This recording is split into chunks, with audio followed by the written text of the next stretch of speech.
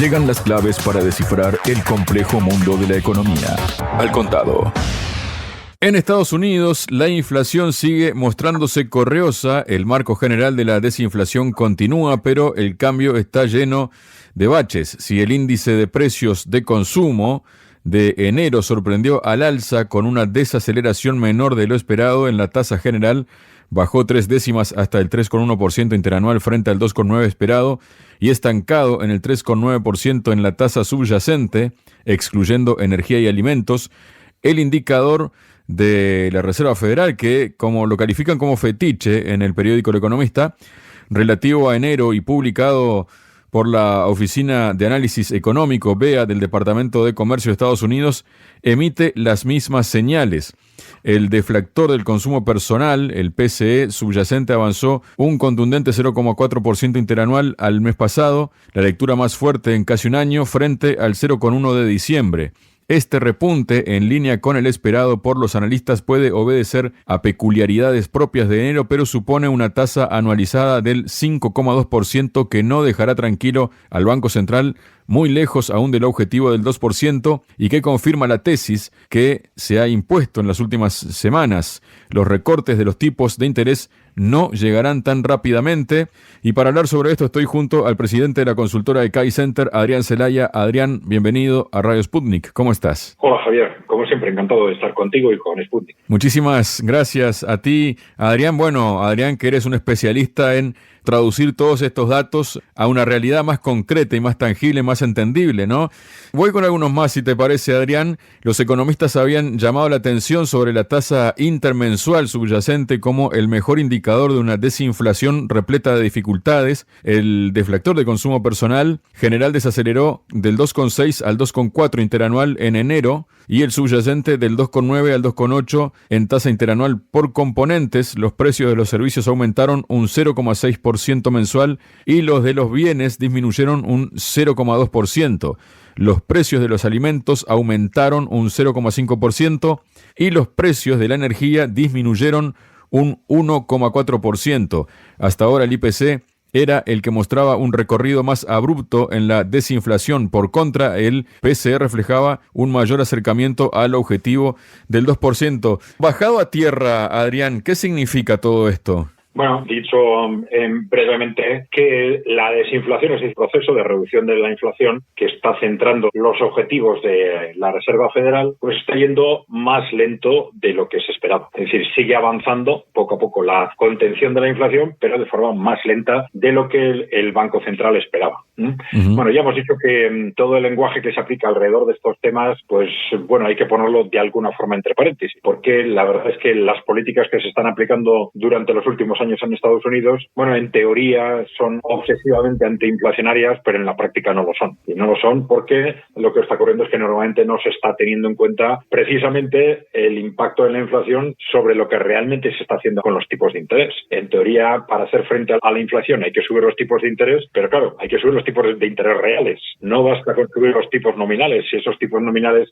suben por debajo de la inflación, como ha sucedido hasta el año pasado. Y a la hora de valorar si los tipos reales son altos o no, pues hay que descontar la inflación. Si tenemos una inflación del 3% y unos tipos de interés del 4%, pues los tipos reales son del 1%. Y eso, evidentemente, pues difícilmente puede calificarse como política monetaria restrictiva, como repetidamente nos dicen los medios de comunicación y muchos inversores y a veces hasta el propio Banco Central. Con lo cual no es extraño que la desinflación se vaya produciendo a un ritmo relativamente lento. No se está produciendo como consecuencia de las medidas adoptadas por el Banco Central, como a veces se dice, sino que están produciendo pues por simple paso del tiempo y absorción por parte de la economía de los impactos inflacionarios del año 20 y 21, en parte reales y en parte generados por los movimientos de expansión monetaria del propio Banco Central, de la propia Reserva Federal, ¿no? ¿Qué va a pasar a partir de ahora? Bueno, precisamente porque los verdaderos movimientos de la inflación están más relacionados con la evolución de la economía real que con lo que está haciendo la Reserva Federal al respecto, pues el principal impulso para la reducción de la inflación puede ser la caída de la actividad económica, como ya ha empezado a pasar en Europa y sobre todo en Alemania, donde después de esa caída en recesión práctica, ¿no?, vamos a ver que previsiblemente continuará. Durante este año, pues hemos visto cómo los precios han tendido a caer, pero es lo que siempre pasa cuando baja la actividad económica. Entonces, el propio estancamiento económico, la propia recesión, es lo que puede tirar a la baja los tipos y puede ser lo que definitivamente empuje en Reserva Federal, en el caso de Estados Unidos, a bajar en serio los tipos de forma acelerada. Hay una especulación constante por parte del mercado financiero y de los medios de comunicación sobre cuándo y a qué ritmo va a bajar los tipos de interés la Reserva Federal. Es lógico que no lo haga mientras no baje la inflación, pero al final pues puede ser la propia caída de la actividad económica la que empuje a la baja la inflación y la que lleve a esa reducción de tipos, ¿no? Pero ya decimos que no, porque eso no es porque los tipos sean altos. Los tipos reales están en un 2%. No es nada más que eso, ¿no? Sin embargo, ya sabemos que los mercados financieros están siempre sedientos de tipo de interés bajo, porque eso es lo que multiplica los beneficios de los inversores en renta variable y también la captación de recursos por parte de los grandes bancos a través de la expansión monetaria. Pero eso no quiere decir que en absoluto todo lo que se está diciendo responda a la realidad. Adrián, vamos con otras cuestiones, ¿no?, que tienen que ver con la economía y que también afectan a nivel global, ¿no? Porque justamente la economía global está sufriendo un cambio de era que está sucediendo más rápido de lo que se preveía, aunque algunos expertos ya habían advertido hace tiempo de que el exceso de ahorro global comenzaría a desaparecer en esta década, presionando al alza los tipos de interés. Pocos o ninguno habría vaticinado que iba a suceder tan rápido. Algunos acontecimientos inesperados, como conflictos, pandemias, están acelerando la subida del tipo de interés natural, el tipo coherente, con una inflación controlada y una economía funcionando a pleno rendimiento, lo que a su vez presiona a la banca central para mantener los tipos de interés nominales en niveles mucho más altos que en la era anterior. Sin duda, esto es una mala noticia, dice esta publicación, para aquellos agentes que tienen hipotecas a tipo variable o que necesitan endeudarse en los próximos años. Los préstamos a tipos bajos son ya cosa del pasado. Bueno, eso de que los tipos son muy altos, tú ya lo has explicado más de una vez, que no es tan así en la realidad, ¿no? Pero bueno, nunca está de más tal vez volver a aclararlo. ¿Y cómo puedes explicarnos todo esto, Adrián? Sí, bueno, hay que tener cuidado a la hora de aplicar esos criterios al caso concreto, porque evidentemente los casos son distintos todos ellos, ¿no? Vamos a ver, en principio, para una persona o una empresa que va a endeudarse en este momento, tiene que tener en cuenta las dos cosas, es decir, no solo el tipo de interés que se le va a aplicar, sino la evolución de la inflación, porque los tipos de interés son altos o bajos en función de cómo evolucione la inflación. Un tipo de interés del 5%, si la inflación es del 5%, es en realidad un tipo cero.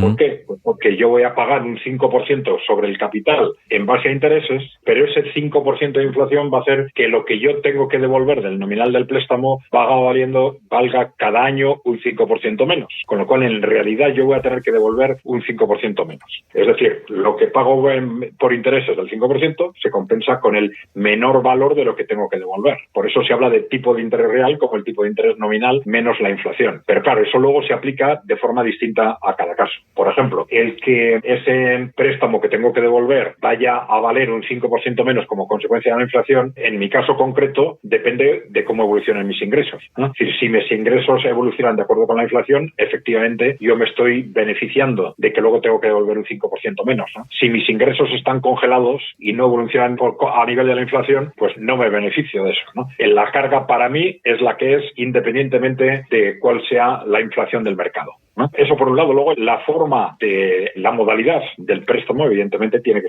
tenerse en cuenta. No es lo mismo que sea un tipo fijo que sea un tipo variable. El tipo variable, pues de alguna forma me cubre sobre la evolución de la inflación y consiguientemente de los tipos de interés, que siempre tienden a tener una relación con la inflación. Lo mejor es, si los tipos de interés están como han estado hace unos años, en una posición muy muy baja, apostar por un tipo fijo, porque los tipos de interés se muevan hacia arriba o hacia abajo, pues normalmente se van a mover hacia arriba. Pero en una situación ya con tipos de interés más altos, como la actual, pues entonces, pues tengo que tener en cuenta que la inflación puede subir o puede bajar. Entonces puede suceder incluso lo contrario, ¿no? Que yo coja un préstamo al 6%, que cuando la inflación, normalmente los tipos están altos porque la inflación es tan alta, ¿no? Pero que justo al año siguiente, después de haber cogido fijo, justo al año siguiente la inflación baje a un 0% y entonces ya me voy a tragar ese 6% de los tipos de interés enterito, digamos, ¿no? Bueno, entonces yo creo que cada caso es distinto a la hora de tomar la decisión sobre qué préstamo adoptar, pero el consejo es ese, que se tengan en cuenta los dos elementos, que son difícilmente previsibles en el caso de un tipo variable, evidentemente, ¿no? La inflación es difícilmente previsible para el que pide un préstamo en cualquier caso, porque eso no es algo que se pueda pactar con el banco.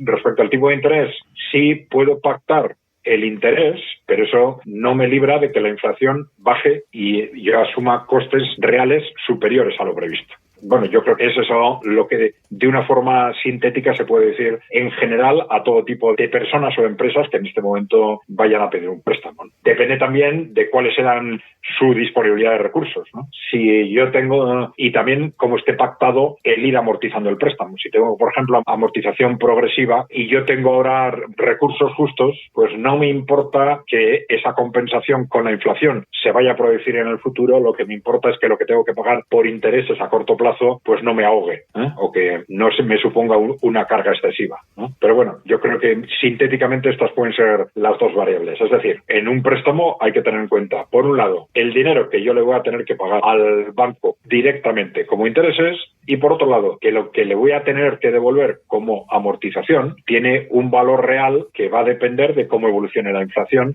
a lo largo del préstamo. Cuanto mayor sea la inflación siempre funciona a favor de los prestatarios, de los que han recibido préstamo, porque está haciendo bajar el valor real de lo que tienen que devolver. Adrián, además hay unas declaraciones que ha hecho el expresidente del Banco Central Europeo y primer ministro italiano, Mario Draghi. Él dijo: estamos entrando en una era de mayor rivalidad geopolítica y relaciones económicas más tensas. La presión a la baja sobre los tipos de interés reales globales que ha marcado gran parte de la era de la globalización va a revertirse. En 2005, Bernanke argumentó que el mundo estaba inundado de ahorro porque China y otros mercados emergentes estaban acumulando deliberadamente reservas de monedas extranjeras como seguro contra futuras crisis financieras. Los exportadores de petróleo también acumularon dinero para invertir gracias al aumento de los precios de la energía, mientras que en Occidente la generación del baby boom ahorraba para su jubilación.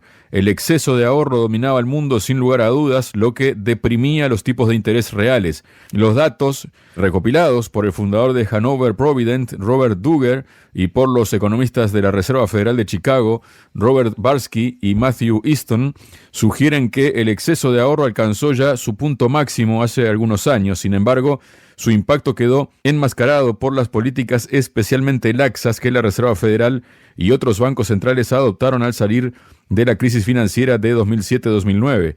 Posteriormente, la pandemia desencadenó una oleada aún mayor de efectivo por parte de las autoridades monetarias y fiscales mientras luchaban por mantener sus economías a flote. ¿Qué representa esta fotografía, esta radiografía, Adrián? Sí, bueno, vamos a ver, lo podemos ver por un lado desde el punto de vista del impacto que esto puede tener, primero el impacto social. Efectivamente, por ejemplo, hay una disposición de ahorro muy amplia en el caso de Occidente, fundamentalmente, que se generó a raíz del COVID. Primero porque con las restricciones hubo una reducción en el gasto de muchas personas y, por otro lado, porque una buena parte de las ayudas que se canalizaron hacia sectores de la población en dificultad, pues se mantuvieron como ahorro. Se destinaron a depósitos bancarios. Algunos los destinaron a reducir deudas y muchos otros a depósitos bancarios. Con lo cual ha habido una acumulación de depósitos que, en la medida en que se utilizan para facilitar el consumo posterior, pues o no se destinan al mercado de productos y servicios, pues tienen una incidencia de impactos sobre la inflación. El problema ha sido durante estos 2-3 años, ha sido qué va a pasar cuando se terminen esos ahorros. Y bueno, esa es una cuestión clave. Es decir, en el momento en que se determinen esos ahorros, tenemos una apelación directa a la economía occidental que puede estar ante riesgos en los que no ha incurrido durante estos años, precisamente por ese colchón que tenían las economías domésticas acumuladas durante el COVID. Otra cuestión es, de la que sorprende un poco que en esas reflexiones no se hable, es el incremento o la acumulación de deuda, fundamentalmente en Occidente, ¿no? Es decir, bueno, es cierto que alrededor del COVID se acumuló ahorros, se acumularon como consecuencia de depósitos bancarios, pero también es cierto que había una acumulación de deuda muy importante, tanto en el ámbito de las personas como de las empresas y en el ámbito público. Entonces, bueno, es difícil decir o difícil de defender que el ahorro es alto, yo diría el ahorro aparente sí, pero que el ahorro es alto cuando el nivel de endeudamiento sigue siendo tan alto. Pero bueno, de cualquier forma, desde una perspectiva de corto plazo, sí podemos decir que ese endeudamiento el que va a marcar el ritmo de la normalización en sentido negativo de la economía. Es decir, por ejemplo, ya se han empezado a detectar en los últimos meses un incremento otra vez de los saldos de endeudamiento en personas y en empresas en Estados Unidos, y que esto se ha relacionado precisamente con este tema, ¿no? El agotamiento de los recursos ahorrados con el COVID y depositados en entidades bancarias, pues es lo que ahora, para mantener los niveles de consumo frente a la inflación, pues están llevando a las personas, a las familias, a otra vez empezar a endeudarse, a utilizar tarjetas de crédito, etcétera, ¿no? Y entonces esto significa que estamos de alguna forma volviendo desde un punto de vista negativo al ritmo habitual de las economías occidentales, que es mantenerse vivas gracias al endeudamiento, ¿no? Bueno, vamos a ver, endeudamiento en principio siempre resuelve los problemas a corto plazo, pero también los hace siempre más graves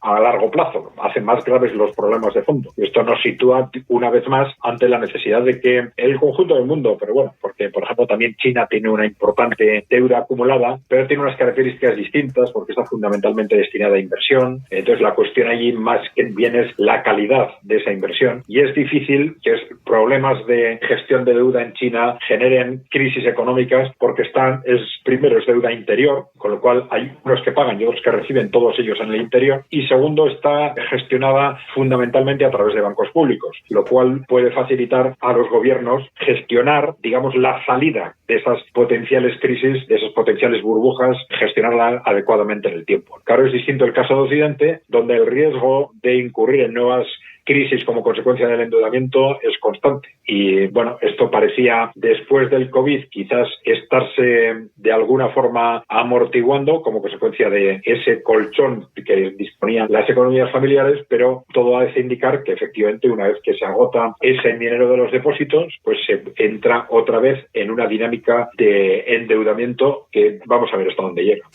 Y en este contexto, Adrián, se ha conocido que los titulares de finanzas y los jefes de los bancos centrales de los países miembros del grupo BRICS, al reunirse en la ciudad brasileña de Sao Paulo, saludaron la posibilidad de realizar pagos a través de canales independientes, según declaró a Sputnik el viceministro de Finanzas ruso Iván Cheveskyov. El funcionario recordó que el Ministerio de Finanzas ruso aboga por crear una plataforma digital común para unir monedas digitales de los bancos centrales y sistemas nacionales de transmisión de mensajes financieros de los BRICS, lo que permitirá facilitar la comunicación entre los bancos y crear canales independientes de pagos y transmisión de mensajes. ¿Qué representa esto en el actual contexto, ¿no?, de lo que está pasando con la economía estadounidense, con la economía europea y con lo que puede pasar también con el dólar y con el euro, ¿no?, con esta posible incautación que de parte de la presidenta de la Comisión Europea hay que hacerlo ya, ¿no? ¿Esto qué consecuencias puede tener, Adrián? Sí, vamos a ver. Este tema de canales independientes para los pagos entre gobiernos y entidades bancarias, como una alternativa entiendo que al SWIFT, ¿no? Y al dólar un poco también, ¿no? Al SWIFT y al dólar, ¿no? ¿Perdón? Una alternativa al SWIFT y también al dólar, ¿no? Sí, eso es. Es decir, lo que pretende dentro de esa dinámica de impulsar pagos en monedas alternativas al dólar entre países emergentes y países en desarrollo, en la que ya llevan unos cuantos años avanzando todos estos países, pues hay un obstáculo añadido, que es que los pagos entre este tipo de instituciones entre esos propios países, pues tienden a canalizarse a través de estructuras como el SWIFT, que son estructuras muy controladas desde Estados Unidos, ¿no? Entonces, esto le facilita a Estados Unidos generar todo tipo de problemas, entorpecimientos, comisiones, cuando las operaciones que se están realizando por una razón o por otra no les gustan. Bueno, entonces, ese creación de canales independientes del ámbito del dólar, pues es en ese sentido un paso más para facilitar las operaciones internacionales en monedas distintas al dólar. Entonces es un paso más dentro de ese proceso de desdolarización, ¿no? Sobre este tema de la incautación, que bueno, de la que se ha hablado mucho y de la que ahora von der Leyen amenaza ya directamente, bueno, la verdad es que hay que pensar que tal como están las cosas, en un momento o de otro lo van a hacer, porque al final, dentro de todas estas dinámicas o de sanciones o dinámicas que se han creado alrededor de la guerra de Ucrania, de suministro de unos determinados armamentos, tal, siempre que se ha abierto el debate sobre si había que tomar o no alguna determinada medida, al final se ha acabado tomando. Muchas veces se lanzan estas ideas casi tanteando el ambiente, tanteando la opinión pública, tanteando a los agentes económicos. Si no hay una gran oposición, bueno, se tantea, se sigue tanteando y al final se aplica. Con lo cual hay que pensar que si pueden, lo van a hacer, ¿no? Evidentemente las repercusiones de esto y las repercusiones indirectas pueden ser tremendas, porque claro, aquí ya lo que estoy diciendo es que si tú tienes en mi país dinero y en un momento determinado haces algo que no me gusta, yo me siento con el derecho de quedarme con ese fondo. No es ni más ni menos que esto, ¿no? Y claro, esto es en realidad una amenaza directa ya no solo a Rusia, sino a cualquier país. Pero bueno, podemos pensar en los países que dentro de Occidente en este momento tienen entre sí muy buenas relaciones, ¿no? Pero ya podríamos pensar, pues no sé, pues países, por ejemplo, dentro de Europa que tienen problemas de relación institucional, pues con Bruselas, como por ejemplo, pues Hungría o Eslovaquia, o hasta hace muy poco Polonia, ¿no? Dicen, oye, pues dependiendo hasta qué punto nos enfademos, tú en un momento determinado, todas esas medidas que estás tomando dentro de la Unión Europea contra mí, pues se pueden transformar en que, bueno, pues a partir de ahora me quedo con tu dinero porque sí, ¿eh? Pues decido encantarlo porque creo que te lo mereces y ya está. Y claro, yendo más allá, evidentemente, pues cualquier país europeo, por ejemplo, con respecto a los cuales en un momento u otro pues se han creado, digamos, enemistades o una cierta agresividad institucional, como puede haber sido el caso de Meloni en Italia o el que sea nuevo gobierno en Holanda, o yendo más a lo grande, lo que puede pasar en Estados Unidos con Trump, por ejemplo, ¿no? Pues son entornos en los que en el momento en que hay un país